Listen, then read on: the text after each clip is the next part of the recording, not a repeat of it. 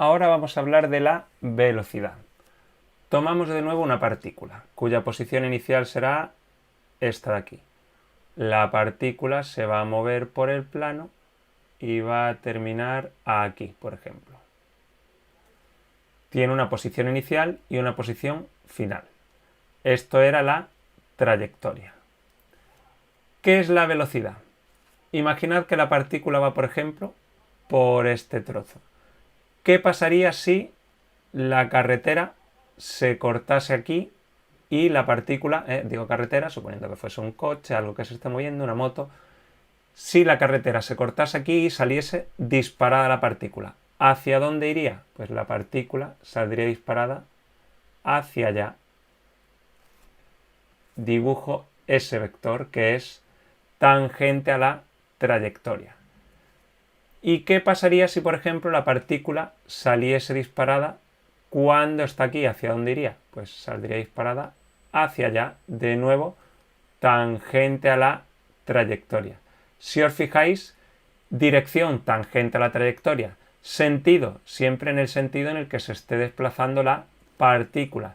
Módulo, pues depende, donde vaya más deprisa, donde tenga mayor celeridad, el vector será más grande. Donde tenga menor celeridad, donde vaya más despacio, el vector será más pequeño. ¿Qué pasaría si saliese disparada aquí? ¿Hacia dónde iría? Pues iría hacia allá. Y dibujo este vector velocidad. ¿Qué pasaría si saliese disparada, por ejemplo, cuando está en qué parte? Vamos a dibujar uno más. Por ejemplo, por aquí, en este último trozo. Pues iría tangente hacia allá. Pues he dibujado 4 vectores velocidad. ¿Cuántos habría? Infinitos. En cada punto habría un vector velocidad. Esta velocidad que estoy dibujando es lo que llamamos velocidad instantánea. ¿Por qué? Porque es la velocidad en un instante concreto. Por ejemplo, al cabo de un segundo, a los 1,33, a los 2,1, a los 3,11, a los 3,14, a los 4,17. Bueno, pues tengo aquí estos vectores de velocidad que les voy a llamar, por ejemplo, V1, V2, V3 y V4, que son los vectores velocidad instantánea. ¿En qué instante? En este punto, en este punto, en este punto y en este punto. Ahora vamos a ver una curva nueva que se llama odógrafa. ¿Qué es la odógrafa? Pues hago lo siguiente.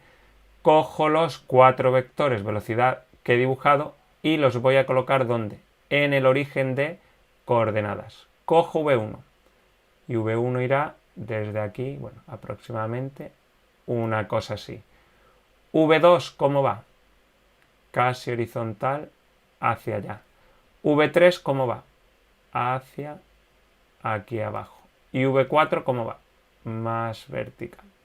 Este de ahí sería V4. Voy a ponerle los extremos V1, V2, V3 y V4. Hago lo siguiente. Uno los extremos de V1, V2, V3, V4 y obtengo esta curva de aquí. Pues esta curva que acabo de dibujar es la odógrafa. Es la curva que se obtiene al unir los extremos de ¿quién? De los vectores velocidad colocados en el origen de coordenadas. Ahora voy a hablar de 2 conceptos más relacionados con la velocidad. Lo primero, velocidad instantánea. Hemos dicho que es la velocidad que tiene la partícula en un instante concreto. Se suele poner solamente V, a veces ponen VI, pero con V es suficiente. ¿Cómo se obtiene la velocidad instantánea? Pues para obtener la velocidad instantánea se hace lo siguiente. La derivada del vector posición respecto del tiempo. Los que estéis en cuarto de ESO no podréis hacer esto porque todavía no habréis visto derivadas. Los que estéis en primero de bachillerato, segundo, universidad, lo podréis hacer sin problemas. O sea que para obtener la velocidad instantánea necesitáis conocer ¿qué? El vector de posición en función del tiempo. Pero hay otra velocidad. También podemos hablar de velocidad media. Se escribe Vm. Lo que pasa que para hablar de velocidad media, puedo hablar de velocidad media en un intervalo. Por ejemplo, velocidad media entre 1 segundo y 3 segundos, entre 2 segundos y 7 segundos, entre 5 segundos y 15 segundos. Bueno, ¿a qué es igual la velocidad media? Es igual al vector desplazamiento, yo voy a escribir aquí, incremento de r, partido la variación de tiempo.